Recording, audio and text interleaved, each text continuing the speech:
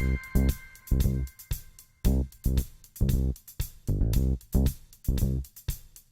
honored to present this year's Champion of Hope in Medical Care and Treatment to Dr. Chester Whitley.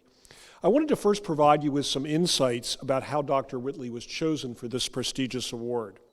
Annually, Global Genes recognizes individuals who are going above and beyond in their efforts related to research, treatment, or advocacy for patients and their families with rare disease.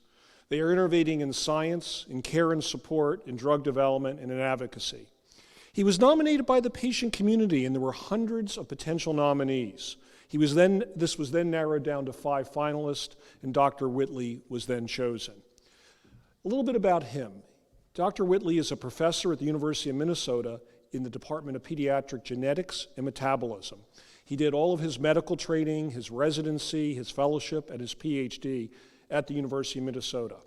He became a world thought leader and researcher specifically in the lysosomal storage disease area.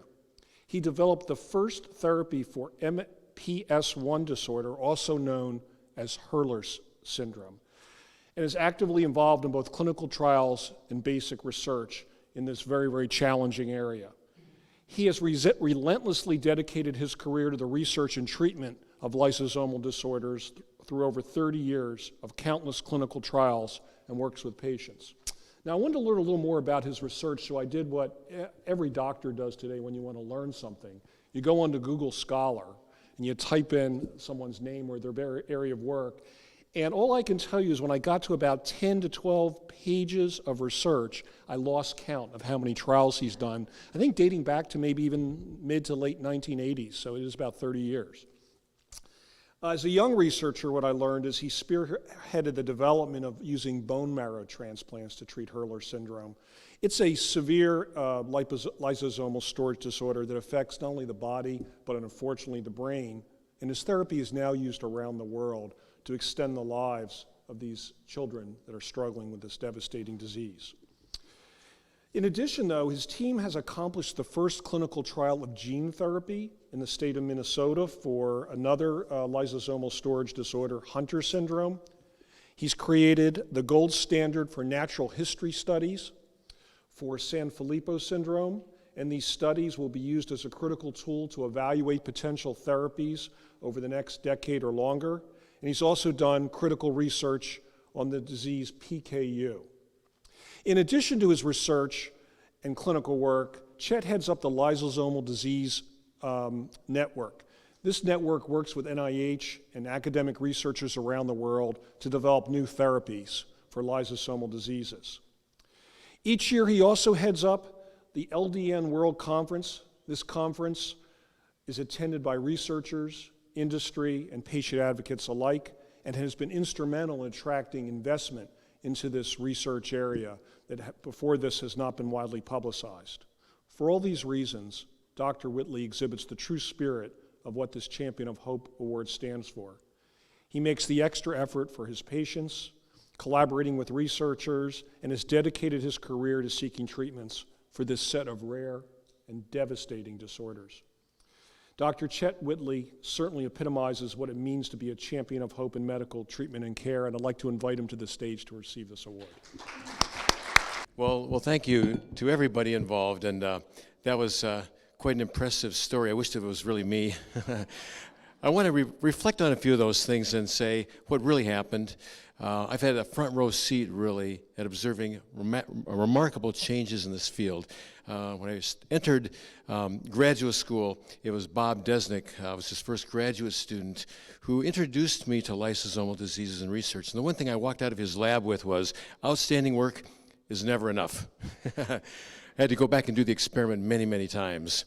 After that, I matriculated into medical school, and Bob Gorlin, one of the most prolific geneticists in the world, mentored me in many respects, and as I finished graduate school, took a job in the Department of Pediatrics at the University of Minnesota.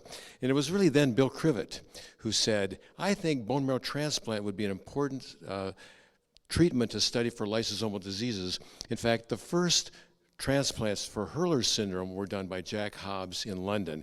And he said, you know, a lot of people don't believe that a bone marrow transplant will cause metabolic correction across the blood-brain barrier. So Chet, why don't you find out if that's right or wrong? So we set about doing clinical trials under the guidance of Norma Ramsey, John Kersey, Mark Nesbitt, and Bill.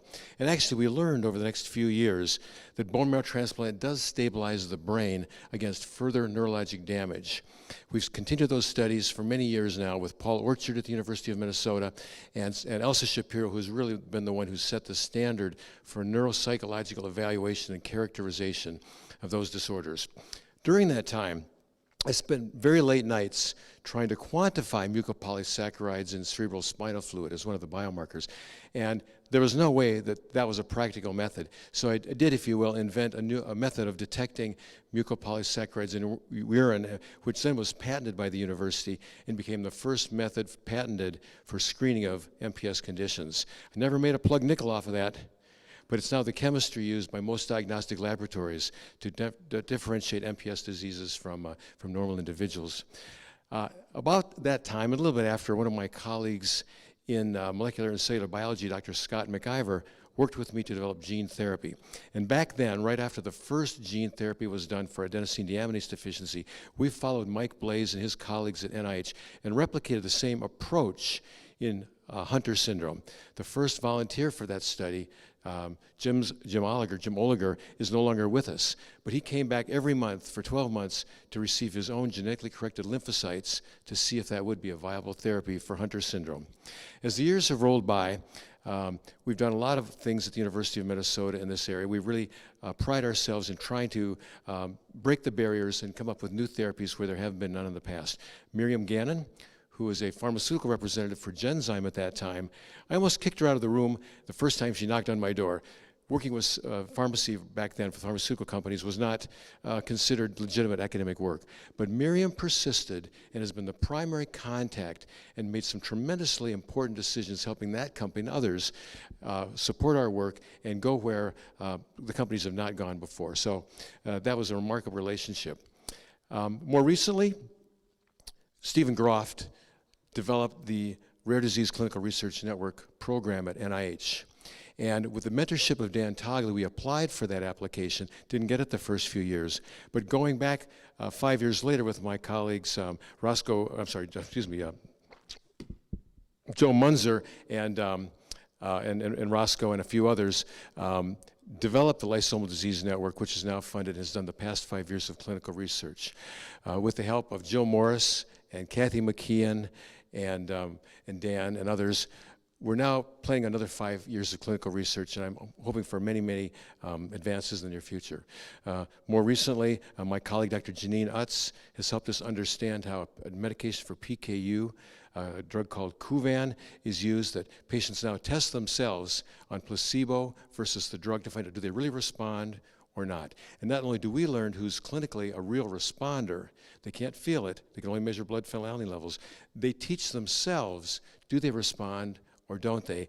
And we maintain compliance for those that do respond. So let me conclude by saying thanks so much for inviting me here in this great award. I'll see you at dinner.